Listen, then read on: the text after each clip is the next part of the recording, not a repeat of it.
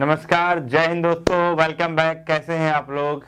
मुझे लगता है कि आप लोग अपनी तैयारी को लेकर के बहुत संजीदा होंगे और भिड़े होंगे। आप लोगों ने लगभग सभी यूनिट तैयार कर ली होंगी, और अगर नहीं करी तो चलिए कोई बात नहीं, हम रिवीजन तो कर ही रहे हैं। दोस्तों, आज इस लेक्चर में हम बात करने वाले हैं आप लोगों की पॉलिटी के एक टॉपिक का नाम है भारत शासन अधिनियम 1919, the government of India act 1919। दरअसल कहानी शुरू होती है 1773 के चार्टर एक्ट से, जब भारत में ईस्ट इंडिया कंपनी का शासन स्थापित हुआ। और स्थापित होने के साथ ही उन्होंने बंगाल और उसके आसपास के क्षेत्रों पर अपना राजनीतिक प्रभुत्व, पॉलिटिकल जो सुपीरियरिटी थी वो स्टैब्लिश की। साथ ही साथ में उनका इकोनॉमिक एक्सप्लॉयटेशन का दौर भी प्रारंभ हुआ। कंपनी पर नियंत्रण लगाना ब्रिटिश सरकार के लिए भी जरूरी था, तो उन्होंने 1773 का चार्टर एक्ट लागू करके पहली बार भारत में कंपनी पर एक पार्लियामेंट्री कंट्रोल स्टैब्लिश किया। वहां से वो जो सिलसिला प्रारंभ हुआ, उसके बाद में फिर पिट्स इंडिया एक्ट, उसके बाद में चार्टर एक्ट 1893 का चार्टर एक्ट आया, फिर 13 का चार्टर एक्ट, 33 का चार्टर एक्ट, 53 का चार्टर एक्ट। तो ये संवैधानिक कॉन्स्टिट्यूशनल डेवलपमेंट की प्रोसेस शुरू हुई। सन 1857 गदर हो गई, और उस गदर के बाद ईस्ट इंडिया कंपनी का शासन भारत से रफा दफा हो गया। ब्रिटिश क्राउन डायरेक्टली आ गई हिंदुस्तान पर शासन करने के लिए। महारानी विक्टोरिया ने कहा कि मैं हिंदुस्तान की शासिका हूं और आप सब मेरी प्रजा हैं। उसने ये तो कहा था कि हम भारतीयों के साथ अच्छा व्यवहार करेंगे, मगर उसकी घोषणा सिर्फ एक हमारे देश में होने वाले चुनावी जुमलों की तरह बन के रह गई। मगर 1858 में एक एक्ट पास हुआ। उस एक्ट में लीगल तरीके से, पार्लियामेंट्री तरीके से भारत को ब्रिटिश साम्राज्य का एक उपनिवेश बनाते हुए भारत के लिए कानून निर्माण अब ब्रिटेन की पार्लियामेंट में होने लगा। अंग्रेजों ने 1857 की क्रांति के बाद भारतीयों के साथ थोड़ा उनको अपने साथ जोड़ने की नीति को अपनाने के लिए कानून बनाए, मगर उन्होंने 1919 तक आते आते उनको रियलाइज हुआ कि अब भारतीय लोगों को आपस में जोड़ने की बजाय भारतीयों को अब कुछ अधिकार देने की नीति अपनानी पड़ेगी। एक पार्शियल रिप्रेजेंटेशन का सिस्टम लाना पड़ेगा, आंशिक उत्तरदायित्व, आंशिक प्रतिनिधित्व। इस सिस्टम पे हमें काम करना पड़ेगा। ये रियलाइज हुआ ब्रिटिश सरकार को, और इस रियलाइजेशन के बाद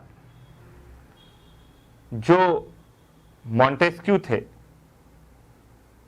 और जो चेम्सफोर्ड थे, भारत के गवर्नर जनरल वायसराय, और मॉन्टेस्क्यू जो भारत सचिव थे, उन्होंने क्या किया कि एक कमेटी बनाई। जो मॉन्टेस्क्यू थे, उन्होंने चेम्सफोर्ड और कुछ भारतीयों के साथ मिलकर एक कमेटी बनाई। उसमें भूपेंद्र नाथ बसु एक भारतीय भी शामिल थे, और उस कमेटी ने भारत में नए कॉन्स्टिट्यूशनल रिफॉर्म के लिए एक ड्राफ्ट तैयार किया, और वही ड्राफ्ट बाद में 1919 के भारत शासन अधिनियम का आधार बना, और इस अधिनियम को हम मॉन्टेस्क्यू चेम्सफोर्ड सुधार अधिनियम भी कहते हैं। मैं एक बहुत बेसिक से आपको यह अधिनियम पढ़ाने वाला हूं, 1919 का भी और 1935 का भी, तो आप बहुत संजीदा तरीके से आप इसको पढ़िएगा। मैं सिर्फ और सिर्फ फैक्ट नहीं पढ़ाऊंगा। भारत के संविधान का आधार है ये दो अधिनियम, 1919 का और 1935 का। कैसे ये दोनों डेवलप हुए, क्या कारण रहे, किस प्रक्रियाओं से, किन दौर से ये गुजरे हैं, हमें उसको थोड़ा समझना पड़ेगा। तो चलिए हम लोग शुरू करते हैं भारत शासन अधिनियम 1919, और इसको मैं शुरू करूं उसके पहले कुछ महत्वपूर्ण बातें हमें करनी है। तो जो मैंने बताया कि इसके जन्मदाता सचिव थे मॉन्टेस्क्यू वो, और चेम्सफोर्ड जो गवर्नर जनरल वायसराय थे, और मैंने कहा कि इसका जो उद्देश्य था वो आंशिक उत्तरदायित्व यानी कि पार्शियल रिप्रेजेंटेशन लाना था। ठीक है, अब सबसे पहले दोस्तों इस बात को समझें कि आखिरकार इस अधिनियम को लाने के मुख्य कारण क्या थे, यानी अगर मैं कहूं तो किन कारणों से इस अधिनियम को लाया गया था, क्या कारण थे, क्यों लाए गए, उस पर हमें थोड़ी सी बात करनी है। तो सबसे पहले तो जो बड़ा कारण आता है 1919 के अधिनियम को लाने का, वो है मार्ले मिंटो सुधार से असंतोष, dissatisfaction with the Morley Minto reform. अब आप लोगों ने ये तो पता है कि जो मार्ले मिंटो सुधार था वो 1909 में लाया गया था। किस कमेटी की रिकमेंडेशन पर? जो अरुंडेल थे, उन्होंने कुछ सिफारिशें की थी। तो जो मार्ले मिंटो सुधार है, उस सुधार ने भारत के लोगों को उतना सेटिस्फाइड नहीं किया जितनी उनको आकांक्षा थी। हां, थोड़ा सा आंशिक चुनाव की व्यवस्था की गई 1909 के अधिनियम में, मगर वो चुनाव भी जो थे वो नगण्य थे, जीरो थे, नथिंग, कुछ भी खास नहीं। इसने एक नया बीज बोया, मुस्लिम तुष्टिकरण की नीति अपनाते हुए मुसलमानों को अपने फेवर में करने के लिए पृथक निर्वाचक क्षेत्र, मुस्लिमों के लिए सेपरेट इलेक्टोरेट सिस्टम अपनाया गया, जो कि बाद में भारत के विभाजन का भी एक बड़ा कारण बना। तो सेपरेट इलेक्टोरेट से ऑलरेडी कांग्रेस और भारतीय समुदाय जो था वो नाराज था। तो इस अधिनियम से पूरी तरह से भारतीय जनमानस असंतुष्ट था। तो उस असंतुष्टता को दूर करने के लिए उन्होंने 1919 का अधिनियम लाने की कोशिश की। ये पहला एक बड़ा कारण बना। दूसरा एक कारण बना सरकार की दमन नीति, the government policy of repression. Bharat में उस समय पर नरम दल, जो कि सरकार उनको खुश करने की कोशिश करने लगी थी, संतुष्ट करने की कोशिश करने लगी थी, और गरम दल जो कि भारत में तेजी से उभर रहा था, एक्सट्रीमिस्ट, द एक्सट्रीमिस्ट लीडर, उनके प्रति उसने दमन की नीति अपनाई।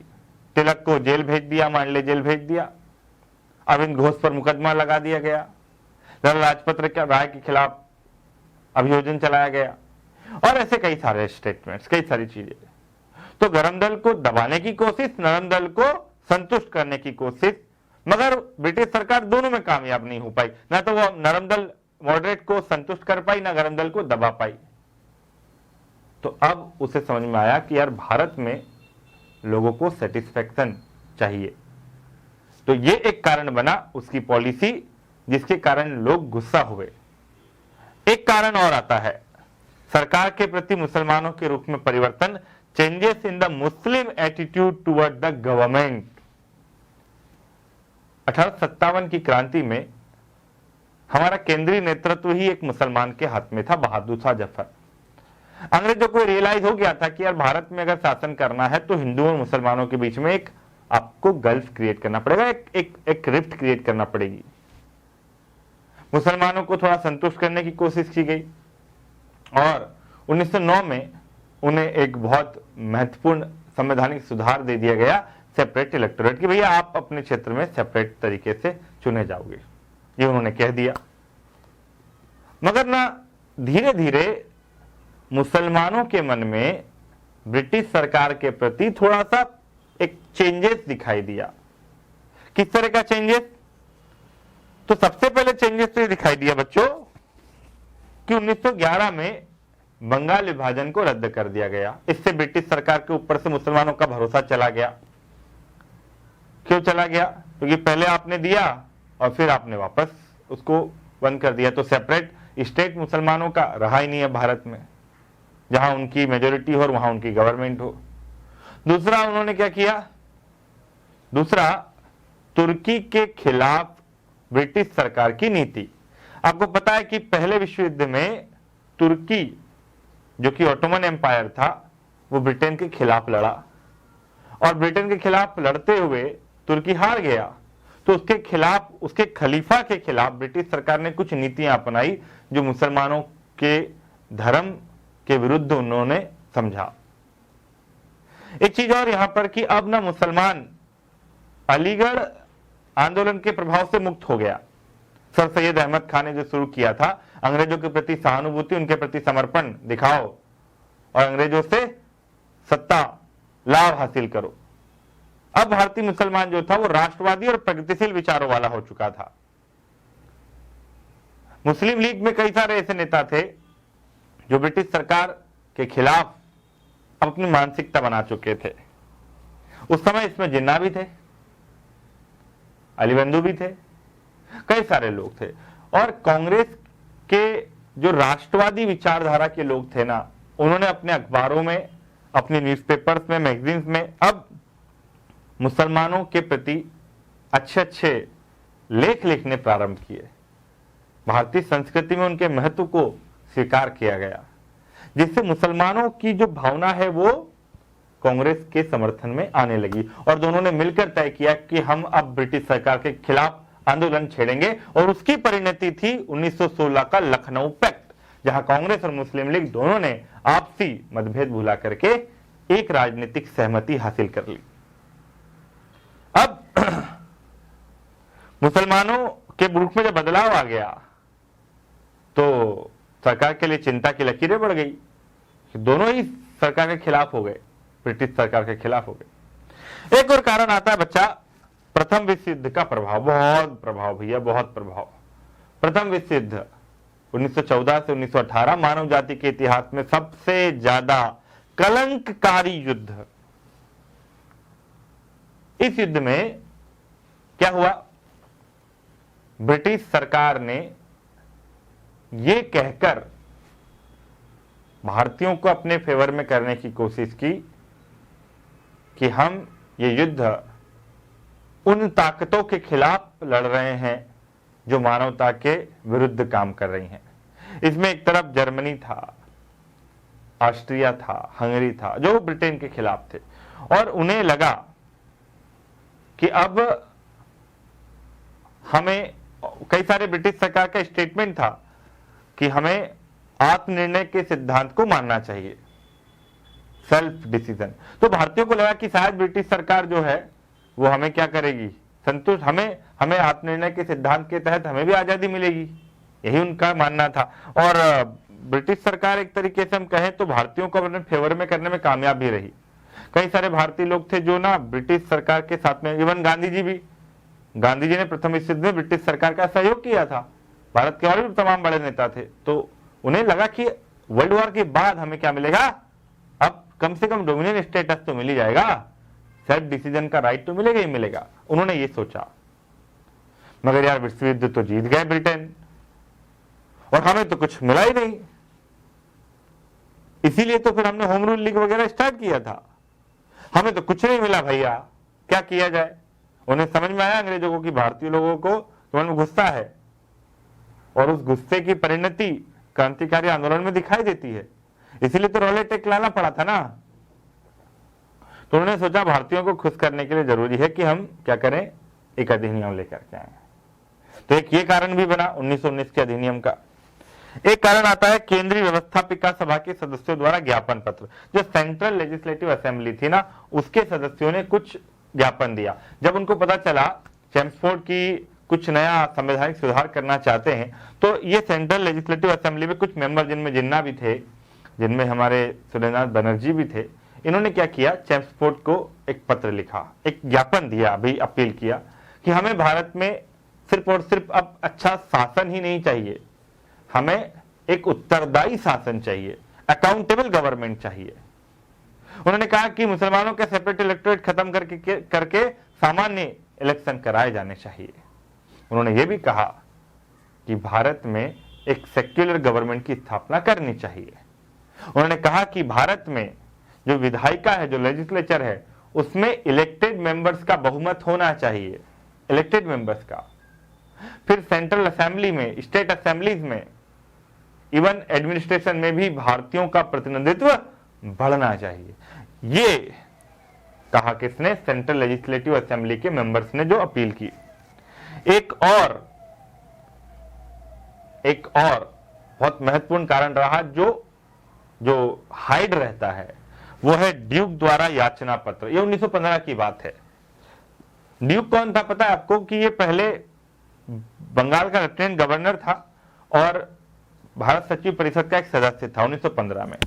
इस ड्यूक ने कहा कि भारत के लोगों को अगर ब्रिटेन की सरकार के प्रति आस्थावान आपको रखना है तो उन्हें पॉलिटिकल रिप्रेजेंटेशन का अधिकार मिलना चाहिए। उसने कहा कि भारत के लोगों को उनके निर्णय लेने के अधिकारों की प्रक्रिया में शामिल किया जाना चाहिए। और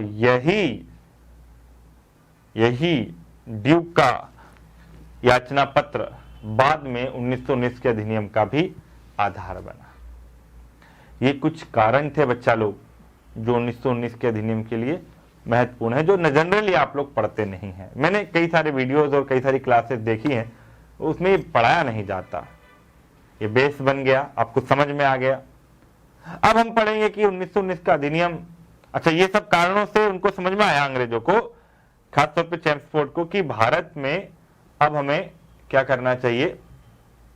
और खासतौर पे जब भारत में ना होम रूल लीग मूवमेंट चल रहा था, तो होम रूल लीग मूवमेंट के दौरान भारत में एक जबरदस्त पॉलिटिकल इंपैक्ट दिखाई दे रहा था। पॉलिटिकल एक हम कहें तो भारत के लोग सड़क पर उतर कर आ गए थे। तो उसी समय पर चेम्सफोर्ड ने, खासतौर पर मॉन्टेस्क्यू ने एक डिक्लेरेशन किया था ब्रिटिश पार्लियामेंट में कि we are going to provide the political representation system in India. और उसी के बाद एनी बेसेंट ने अपना होम रूल लीग आंदोलन वापस भी ले लिया था, वो भी एक कारण बना था। तो अब इन सब प्रक्रियाओं से, इन सब चीजों से समझ में आ गया। और वही बाद में 1919 के अधिनियम में इन सब चीजों को देखते हुए ही कुछ प्रावधान किए गए।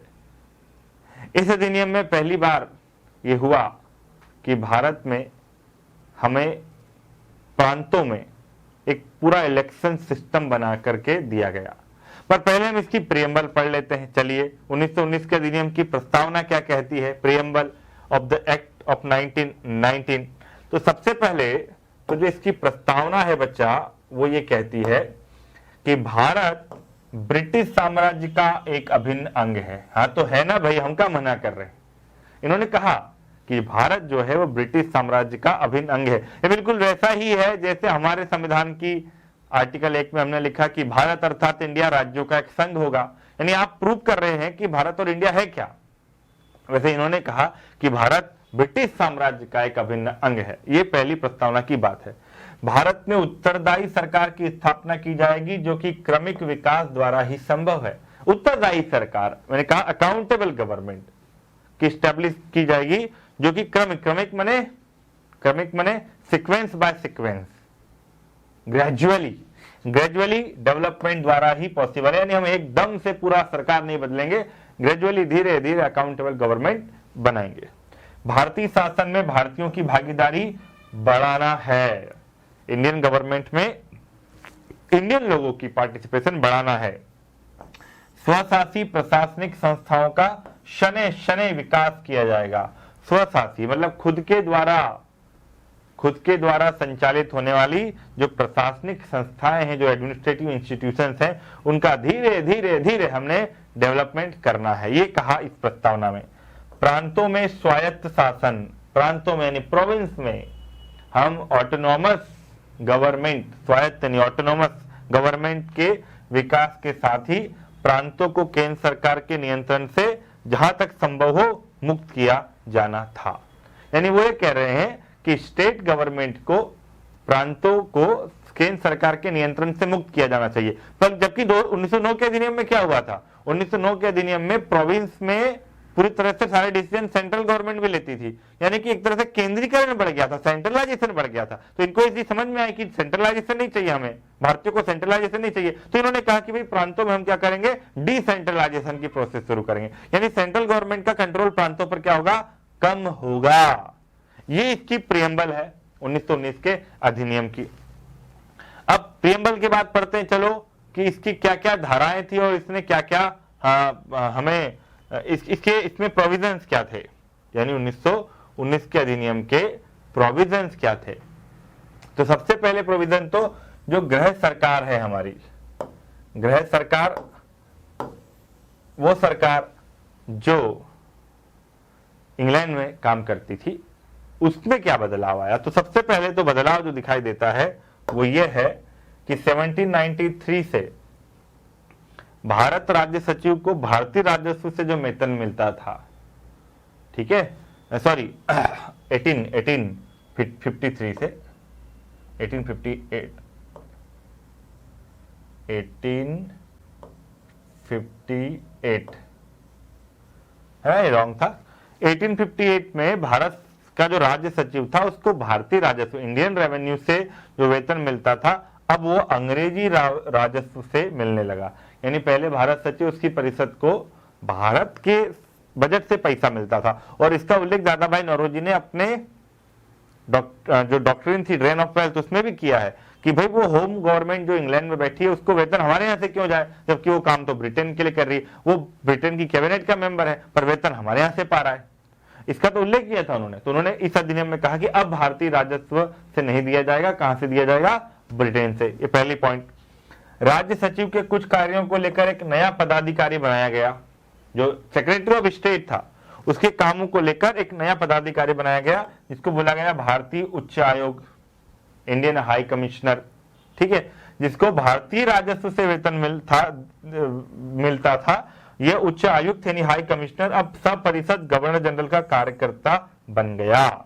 यानी कि भारत सचिव का वेतन तो हमने कम कर दिया, उसके कामों को निकाल कर एक इंडियन हाई कमिश्नर बना दिया गया। वो हाई कमिश्नर को वेतन इंडियन रेवेन्यू से मिलता था, तो उसका रेवेन्यू आपने छोड़ दिया, इसको नया पद बना दिया और ये वायसराय की सहायता के लिए काम करेगा। ठीक है, तो क्वेश्चन अगर आता है कि भैया भारत में इंडियन हाई कमिश्नर की अपॉइंटमेंट कौन से अधिनियम से होती है, याद रखना बच्चा, भूलना नहीं। क्वेश्चन यहां से कुछ भी बन सकते हैं, मैं सिर्फ कॉन्सेप्ट पे ध्यान देने का बोल रहा हूं। आप कॉन्सेप्ट तैयार कर लीजिए, क्वेश्चन कैसा भी पूछेगा आपसे बन जाएगा।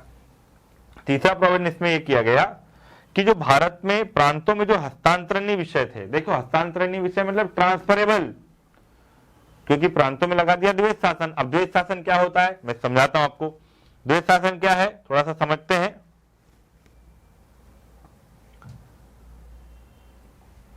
द्वैध शासन क्या है, थोड़ा दिमाग लगाना, कि द्वैध शासन, ड्वेल गवर्नमेंट, ठीक है, ये क्या होता है कि जो गवर्नमेंट होती है उसके पास में, जैसे राज्यों में क्या था कि एक तो लेफ्टिनेंट गवर्नर होता था, तो हमारे पास उस समय पर ना 10-11 प्रांत थे, तो लेफ्टिनेंट गवर्नर होता है। अब लेफ्टिनेंट गवर्नर, क्योंकि हमने कहा है कि प्रांतों में अब हम अकाउंटेबल गवर्नमेंट बनाएंगे, तो दो तरह के विषय थे, एक थे हस्तांतरणीय। अच्छा, हस्तांतरणीय का मतलब क्या होता है, इंग्लिश में बोलते हैं इसको ट्रांसफरेबल, ठीक है। दूसरा होता है स्थायी, या हम कहें तो अहस्तांतरणीय, ठीक है। रिजर्व, रिजर्व मतलब संरक्षित, रिजर्व, ठीक है। अब तो ये क्या था, हस्तांतरणीय विषय मतलब क्या कि पहले सारे विषय एक के पास में, मान लो ये लेफ्टिनेंट गवर्नर है, अब उससे कुछ विषय लेकर के हमने दे दिए किसको, काउंसिल ऑफ मिनिस्टर को, तो ये विषय हो गए हस्तांतरणीय, ट्रांसफरेबल, जो ट्रांसफर किए गए। और कुछ विषय ऐसे हैं जो उसी के हाथ में रखे गए, उसे हमने कहा रिजर्व, जो गवर्नर, लेफ्टिनेंट गवर्नर के पास में रिजर्व थे, ठीक है। तो रिजर्व जो होते थे ना, उन विषय पर सारे अधिकार इसके पास थे। जैसे आज दिल्ली में होता है, दिल्ली में होता है ना, कुछ विषय लेफ्टिनेंट गवर्नर के पास में, कुछ उन्होंने अरविंद केजरीवाल जी की सरकार को दे रखे, मतलब जो भी सरकार आएगी उसको दे रखे। तो इन विषयों पर ये अपने माध्यम से सब चीजें मैनेज करेगा, और इन विषयों पर जो ट्रांसफरेबल है, जो कि ट्रांसफरेबल है, इन विषयों पर जो है मिनिस्टर्स चुन करके आएंगे। अच्छा, ये मिनिस्टर्स जो होंगे ना, इनका ही इलेक्शन होगा, ये मिनिस्टर इन विषयों को देखेंगे और ये इसके अधीन होगा, बट इसका कंट्रोल इन विषयों पर नहीं होगा। तो ये कहलाता है द्वैध शासन। क्या कहलाता है, द्वैध शासन, याद रहेगा, ठीक है। अब तो प्रांतों में जो हस्तांतरणीय विषय हैं, हस्तांतरणीय मैंने कहा ट्रांसफरेबल जो विषय हैं, उन पर भारत सचिव का नियंत्रण कम हो गया और केंद्र पर उसका नियंत्रण बना रहा। ठीक है, जो प्रांतों में, तो अब एक तरह से हम कहें तो उसका अधिकार बहुत कम हो गया सेक्रेटरी ऑफ स्टेट का। अब एक चीज यहां देखो, अब ये तो कहाँ हुआ था चेंज, प्रांत वहां पर हमारे सेक्रेटरी ऑफ स्टेट यानी गृह सरकार में जो चेंज हुआ था, भारत सचिव के मामले में ये हुआ था। अब ऐसे ही क्या है, मैंने यहाँ एक चीज बताई आपको कि द्वैध शासन क्या होता है, मैंने प्रांतों का आपको बता दिया, मगर वही चीज इस पर लागू कर दो, किस पर, सेंट्रल पर। मतलब भारत सचिव पर के पास में कुछ विषय ऐसे थे जो गवर्नर जनरल को देखने होते थे, कुछ वो देखता था। अब यहां पर देखो भारत सरकार में क्या चेंज आए, तो भारत सरकार में जो चेंज आए वो सबसे पहले तो ये आए भारत सरकार में कि हमारी जो कार्यकारिणी थी, मतलब उसमें चेंज आए। गवर्नर जनरल की कार्यकारिणी, गवर्नर जनरल की जो एग्जीक्यूटिव बॉडी थी उसमें चेंज आए और उसमें 8 सदस्यों में से अब 3 भारतीय नियुक्त कर दिए गए। 8 मेंबर में से 3 भारतीय होंगे जो लॉ, एजुकेशन, लेबर, हेल्थ या अन्य डिपार्टमेंट उनको सौंप दिए गए। पहली बात ध्यान रखना। अब विषयों का बंटवारा हो गया। अब हमने क्या किया कि केंद्र और राज्य यानी प्रोविंस में हमने ऑटोनोमस एक गवर्नमेंट बनाने की बात कही कि प्रांतों में हम सरकार बनाएंगे जो चुनाव के माध्यम से बनेगी। तो अब सेंट्रल और स्टेट में फिर इलेक्शन जो डिपार्टमेंट है, मतलब जो विषय है वो अलग अलग होंगे। तो अब हमने क्या किया कि केंद्रीय सूची में अलग विषय रखे और राज्य सूची में अलग विषय रखे। केंद्रीय सूची में विदेश मामले, सारे एक्सटर्नल अफेयर मामले यही देखेगा, राजनीतिक पॉलिटिकल रिलेशन, डाक तार, post and postal system, communication system और दीवानी और फौजदारी कानून, क्रिमिनल और जो भी सिविल लॉ है वो सेंट्रल गवर्नमेंट ही देखेगी। स्टेट में आ गए तो हेल्थ, स्वास्थ्य, स्थानीय स्वशासन, लोकल सेल्फ गवर्नमेंट, एजुकेशन है ना, चिकित्सा, ट्रीटमेंट, लैंड रेवेन्यू, अकाल सहायता, शांति और व्यवस्था, कृषि, ये सब विषय किधर सौंप दिए गए, राज्यों के पास सौंप दिए गए। यानी कि राज्य सरकार को बोला गया कि आप इन विषयों पर काम करोगे, केंद्र सरकार को बोला गया कि आप इन विषयों पर काम करोगे। इसके अलावा अब सेंट्रल में हमने 2 सदन बनाए। ठीक है, ये बहुत ध्यान से समझना बच्चा। सेंट्रल में हमने 2 सदन बनाए, एक कहलाया राज्य परिषद, स्टेट काउंसिल, स्टेट असेंबली, और एक कहलाया विधानसभा। ठीक है, लेजिस्लेटिव असेंबली, स्टेट असेंबली और लेजिस्लेटिव असेंबली, ये 2 सदन बने कहां पर, सेंट्रल में। ठीक है ना। अब राज्य परिषद जो है, स्टेट काउंसिल जो है, स्टेट असेंबली जो है, उसमें 26 मेंबर तो मनोनीत होते थे। मनोनीत का मतलब क्या हुआ, नॉमिनेटेड। जैसे 12 होते हैं राज्यसभा में आज राष्ट्रपति करता है, वैसे ही 26 इसमें नॉमिनेटेड थे और 34 जो थे वो निर्वाचित थे, मतलब इलेक्टेड थे। तो 26 इसमें नॉमिनेटेड है और किसमें, स्टेट काउंसिल में, और नॉमिनेटेड के बाद में इलेक्टेड कितने हैं, 34। ठीक है। अब ये जो मनोनीत होते थे ना 26, इनमें से 19 पदाधिकारी होते थे, यानी सरकारी ही होते थे, सरकारी अधिकारी, और 7 अशासकीय यानी नॉन गवर्नमेंटल होते थे। 7 अशासकीय यानी कि नॉन गवर्नमेंटल। ठीक। अब ये जो नॉमिनेटेड के बाद में जो इलेक्टेड होते हैं, 34 लोग इसमें इलेक्टेड हैं। अब इलेक्टेड में भी 20 साधारण निर्वाचन जनरल इलेक्शन होते हैं, 10 मुसलमानों द्वारा होते थे इलेक्टेड, 10 मुसलमान अपॉइंट करेंगे, नॉमिनेट इलेक्टेड करेंगे, 20 जनरल इलेक्शन से आएंगे, 3 यूरोपियन होंगे और 1 सिख होगा। 20 और 10 30 और 4 34। आई रिपीट, अब क्वेश्चन आपसे कैसा बनेगा कि 1919 के अधिनियम में स्टेट काउंसिल में, स्टेट असेंबली में, राज्य परिषद में कितने मुसलमान सदस्यों के लिए सीट रखी गई थी, तो केवल 10। ठीक है, ये फिगर याद रखना, आप लोगों के एग्जाम में बहुत काम आएगा। अभी जो स्टेट काउंसिल है ना, इसका कार्यकाल था 5 साल का। स्टेट असेंबली यानी राज्य परिषद का कार्यकाल है 5 ईयर का, इसका टेन्योर था। ठीक। इसका प्रमुख जो होता था, यानी इस परिषद तो बैठ जाएगी, तो हमारे यहाँ क्या होता है कि अभी जैसे राज्यसभा बैठती है तो उसका जो प्रमुख होता है वो उपराष्ट्रपति होता है, उसको इलेक्ट करती है हमारी पार्लियामेंट मिलके। यहाँ पर क्या होता था कि जो स्टेट असेंबली है ना, उसका मुखिया वाइसराय अपॉइंट करता था, यानी इसका जो चेयरमैन होगा वाइसराय अपॉइंट करता था। तो अब क्वेश्चन क्या बनेगा कि 1919 के अधिनियम। अब आप बोलोगे सर इतना डीप में, भाई क्वेश्चन ही वैसे आते थे, लास्ट ईयर का पेपर ही कुछ ऐसा आया था। अब आप तो ऊपर ऊपर का पढ़ लेते हो 1919 के अधिनियम में ये हुआ, भाई डीप में कौन जाएगा, जितना ज्यादा गहराई में डूबेगा उतना ही तो सीखेगा, सीखने का ही तो मजा है भाई, सफर का मजा है, मंजिल का थोड़ी है। मंजिल पे पहुंचने के बाद तो आपको नए सफर की शुरुआत करना पड़ेगी, मगर सफर का मजा लो, डीप में घुसो, थोड़ा चीजों को समझो, जितना ज्यादा समझेगा उतना ज्यादा नंबर बढ़ने का चांस बढ़ेगा। और भैया देखो मेहनत का कोई दूसरा विकल्प नहीं है रे। अभी तक किसी कंपनी ने कोई दवाई नहीं बनाई जिससे चीजें याद हो जाएं, आपको खुद पे मेहनत करना पड़ेगा। मैं बार बार कहता हूं अपने आप को आइसोलेशन में डाल दो, जितना हो सके रे बच्चा आइसोलेशन में डाल दे खुद को, भूल जाओ ये चीज। दूसरा हमारे बारे में क्या सोचता है, दूसरा हमारे बारे में क्यों, हमको देख के क्यों हंस रहा है, ये भी भूल जाओ। समय काटना बंद कर दो। हम लोग क्या करते हैं, समय बर्बाद करते हैं व्हाट्सएप पे, फेसबुक पे, यूट्यूब पे, रील्स पर। रील्स तो आजकल सबसे ज्यादा समय काटने वाला वो बन गया है। बंद करो भाई रील बनाना और रील देखना, उससे आपके सिलेक्शन पर कोई प्रभाव नहीं पड़ेगा। पीएससी में इंटरव्यू में आपसे ये नहीं पूछा जाएगा क्यों बच्चा कितनी रील बनाई, कितनी पॉपुलर हो गई, कितने लाइक्स मिल गए, रील्स में क्यों उलझे हो। समय काटना बंद करो और ये बोलना बंद कर दो कि हमसे, मैंने पहले भी कहा कॉन्फिडेंस रखो खुद पे, होगा।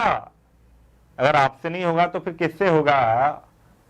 आपके बराबरी, आपकी हम उम्र, आपके जैसे 4 हाथ पैर वाले, आपके जैसे एक सिर, उसके अंदर एक पपीता जैसा एक दिमाग, पत्ता गोभी जैसा दिमाग, उसके पास भी है जो टॉपर बनेगा आप ही के साथ। आपसे क्यों नहीं होगा। अक्सर बच्चे आते हैं मेरे पास और बोलते हैं बहुत टफ है सर, बहुत टफ पीएससी भैया, बहुत टफ सर, नहीं हो पाएगा। कुछ भाग गए कुछ भागने की तैयारी में है, कुछ को पकड़ पकड़ के रखा हो, नहीं जाना नहीं, रुको पढ़ो, होगा। कोशिश करते हैं, क्यों नहीं होगा।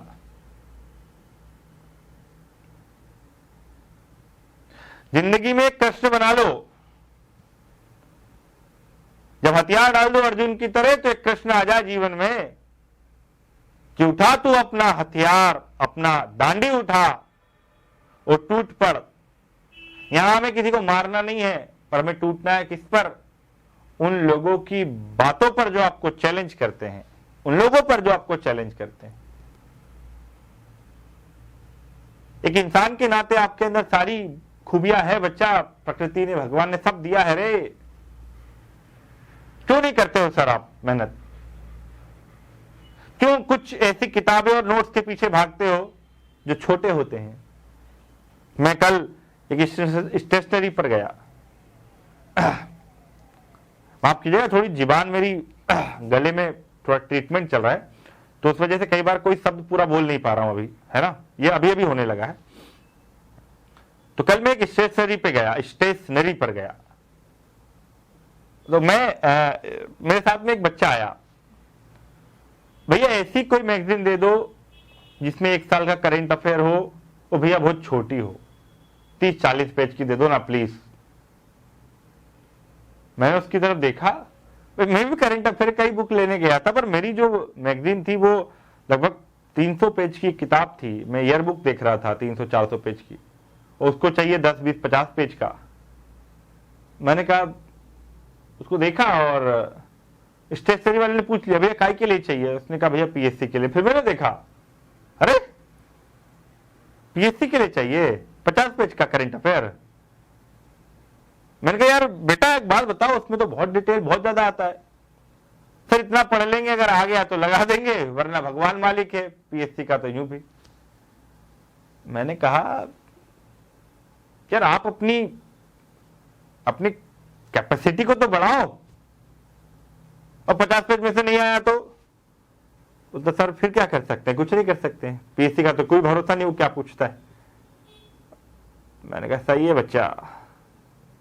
यार भाई अब सोचो ना, जो 50 पेज में पढ़ना चाहिए, मतलब एक एग्जांपल दे रहा हूं, आप सब लोगों की मेंटेलिटी है कि यार आप कितना शॉर्ट ट्रिक्स करना चाहते हैं। नहीं, शॉर्ट ट्रिक्स में नहीं जाइए, डिटेल में पढ़ भाई। तो जितना ज्यादा डिटेल में मगर सिलेबस के अकॉर्डिंग पढ़ेगा, उतना ही ज्यादा तेरा ज्ञान बढ़ेगा और तू सफलता की रोज सीढ़ियां चढ़ेगा और जमाने से भी तू ही लड़ेगा। तो भाई एक चीज को समझना, थोड़ा डीप में पढ़ो। तो चलिए सदस्यों को, अच्छा यहां पर मैंने कहा कि जो स्टेट असेंबली है उसका मुखिया कौन बनाएगा? वायसराय बनाएगा। कितने मेंबर होंगे? 26 नॉमिनेटेड होंगे, 34 इलेक्टेड होंगे। अब इसमें ये बोला गया कि जो सदस्य होंगे ना, उनको एक टाइटल दिया जाएगा, माननीय का टाइटल। किसके? राज्य परिषद के सदस्यों को माननीय। आज भी देखा होगा ना आपने, हमारे वो लोकसभा स्पीकर, आज ही मैं अभी कार्रवाई देख रहा था लोकसभा की, तो हमारे ओम बिरला साहब बोलते हैं माननीय सदस्य, माननीय सदस्य, ऑनरेबल मेंबर ऑफ पार्लियामेंट। तो जो माननीय की उपाधि आई ना, वो यहां से आई बच्चा, 1919 के अधिनियम से। ठीक है, तो माननीय की उपाधि दी जाती थी। अब गवर्नर जनरल इस सदन को स्थगित अथवा भंग कर सकता था। गवर्नर जनरल इस सदन को या तो एडजर्न कर सकता था या इसको डिसॉल्व भी कर सकता था। महिलाओं को इसमें सदस्यता नहीं दी गई। अरे यार, महिलाओं को माना ही नहीं गया कि आप ना इस असेंबली के मेंबर बनने लायक हो, माना ही नहीं गया भाई। ये दुर्भाग्य रहा, और ये इसी चीज की तो लड़ाई थी गांधी जी द्वारा। महिलाओं को बराबरी का हक दिया ही नहीं, जबकि उनकी महारानी बन चुकी थी महिला, हमारे यहाँ बराबरी करने दे रहे। तो महिलाओं को इसमें, याद रखना, स्टेटमेंट में प्रश्न बन सकता है, महिलाओं को इसमें सदस्यता नहीं थी। अच्छा, वोट के लिए भी बड़ा दिक्कत था भैया, वोट के लिए भी दिक्कत थी। हर कोई वोट थोड़ी डाल सकता था। हम तो आज क्या है, हमारे संविधान की तो ये, मतलब हमारे संविधान को तो पूजना चाहिए भाई। दुनिया में हमारे संविधान जैसा कोई संविधान नहीं होगा। इतनी विचारधारा, इतने धर्म, संस्कृति, इतनी व्यवस्थाएं, इतने अलग अलग तरह के लोग, सब एक ही संविधान के तहत चल रहे हैं। तो हमारे संविधान ने तो एक राजा, एक रंक, एक अमीर, एक गरीब, सबको एक लाइन में खड़ा कर वोट देने का अधिकार दिया। चाहे वो मुकेश अंबानी हो जो खुद के जेट से घूमता है, पर वोट डालने तो उसको एक पोलिंग बूथ पर ही जाना पड़ेगा और उसके साथ में बाकी लोग भी लाइन में लगेंगे, उसको भी लाइन में लगना पड़ेगा। चाहे देश का प्रधानमंत्री हो, उसको भी लाइन में लगकर वोट देना पड़ेगा। कोई मतभेद नहीं, कोई अंतर नहीं, सब बराबर। 18 साल के हुए वोट डालो, तेरे पास पैसा है नहीं है, तेरा विवाह हुआ नहीं हुआ, तेरे पास कितनी संपत्ति है, तू कितना टैक्स देता है, इट डजंट मैटर। ये आज का संविधान है। तो इसने कहा कि अगर आपको वोट देना है 1919 के अधिनियम के तहत, तो आपको 10,000 रुपए आपकी एनुअल इनकम होनी चाहिए, और इसके अलावा फिर 700 रुपए से ज्यादा कुछ आप टैक्स भी, लैंड रेवेन्यू देते हो, वो भी प्रोविजन था। अब जो इलेक्शन लड़ने वाला है ना बंदा, उसकी भी एलिजिबिलिटी थी। क्या क्या? सबसे पहले तो उसको विधान मंडल का अनुभव हो, असेंबली का अनुभव होना चाहिए, फिर विश्वविद्यालय के सीनेट का वो सदस्य हो, या फिर वो टाइटल होल्डर हो। टाइटल होल्डर, कौन सा टाइटल होल्डर? कोई भी सरकार ने जो टाइटल दिया होता ना, सर की उपाधि और ये तमाम तरह, वो टाइटल होल्डर वो होना चाहिए। तो ये था राज्य परिषद।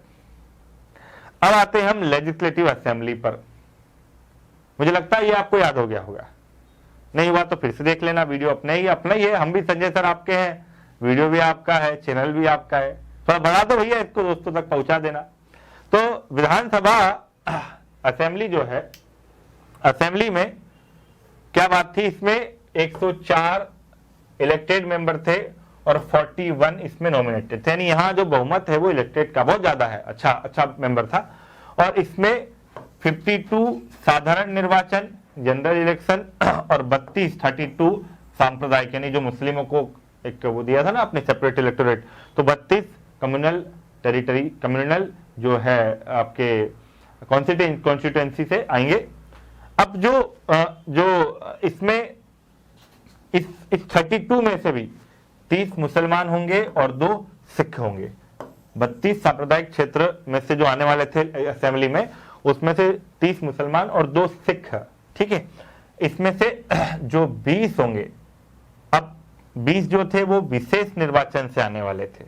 विशेष निर्वाचन माने जिसमें 7 भूमिपति द्वारा होंगे, 4 भारतीय व्यापारियों द्वारा होंगे और 9 यूरोपियन द्वारा किए जाएंगे। यानी विशेष निर्वाचन, यानी कि 20 लोग जो आएंगे ना, वो विशेष निर्वाचन से आएंगे। 7 भूमिपति द्वारा उनको इलेक्ट करेंगे, 4 लोगों को व्यापारी इलेक्ट करेंगे और 9 को यूरोपियन लोग इलेक्ट करेंगे। ये प्रोविजन इसमें था।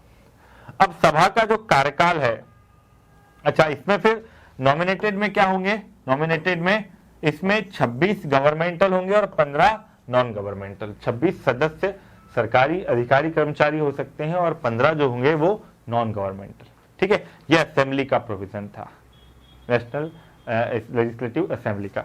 अब सभा का कार्यकाल 3 वर्ष का था। इसका कितना था assembly, state council, state assembly का 5, इसका था लेजिस्लेटिव असेंबली का 3, और बढ़ाया भी जा सकता था, ये गवर्नर जनरल के हाथ में था।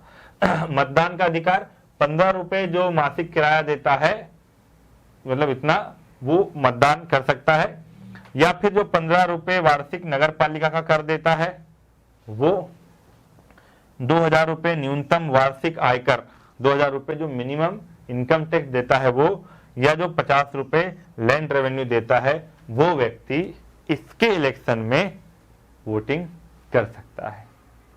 नहीं आया समझ में? फिर से देख लो एक बार, वीडियो को देख लो। तो ये जो असेंबली है उसमें 104 इलेक्टेड है, 41 नॉमिनेटेड है, जिसमें 104 में से भी 52 साधारण इलेक्शन से, 32 कम्युनल क्षेत्र से इलेक्ट होकर के आएंगे, ठीक है। अब 30 मुसलमान होंगे, 2 सिख होंगे। इसके अलावा 20 विशेष निर्वाचन, तो 52 और 32 कितने हो गए?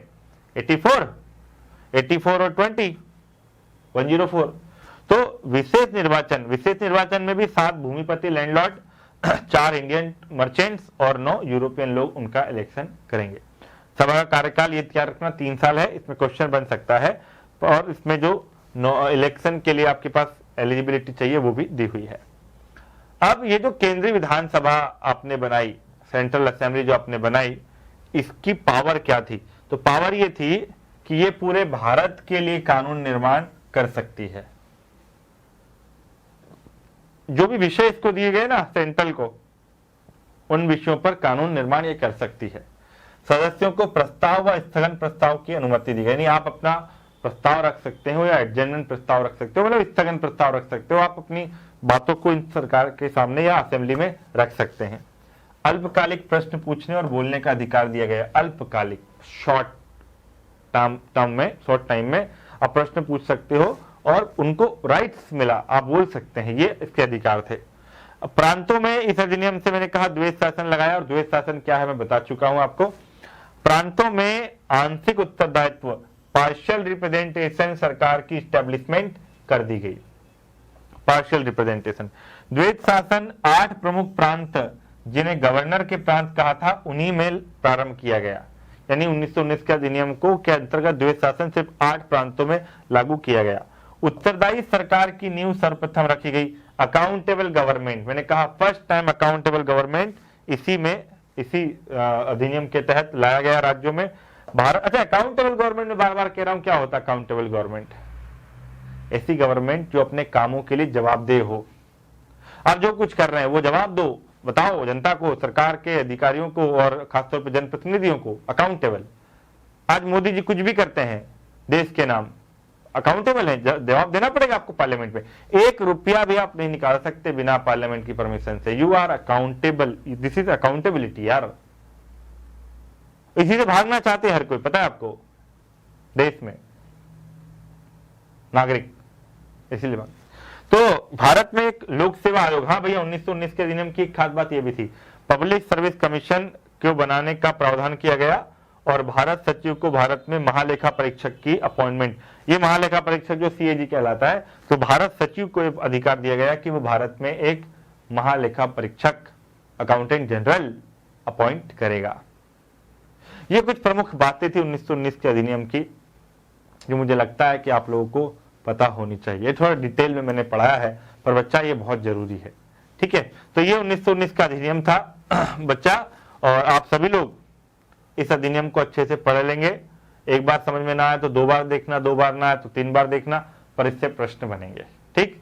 अगले अधिनियम की हम बात करें अगले लेक्चर में 1935 के अधिनियम की, वो भी बहुत महत्वपूर्ण है और आपसे प्रश्न वहां से भी बनते हैं। तो थैंक यू सो मच। जाने से पहले चैनल को सब्सक्राइब कर लो, दोस्तों तक पहुंचा दो।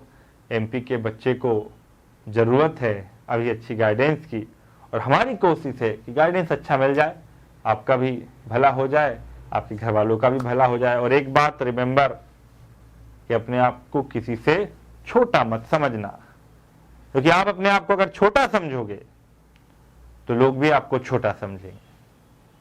आपके पास कैलिबर है, काहे के लिए छोटा समझना। जब किसी सरकारी गाड़ी के अंदर बैठे हुए अधिकारी को कार में बैठते हुए गुजरते हुए देखता है ना आप लोग, तो मन नहीं करता मैं ना बैठूं उसमें, क्यों ना बैठूं।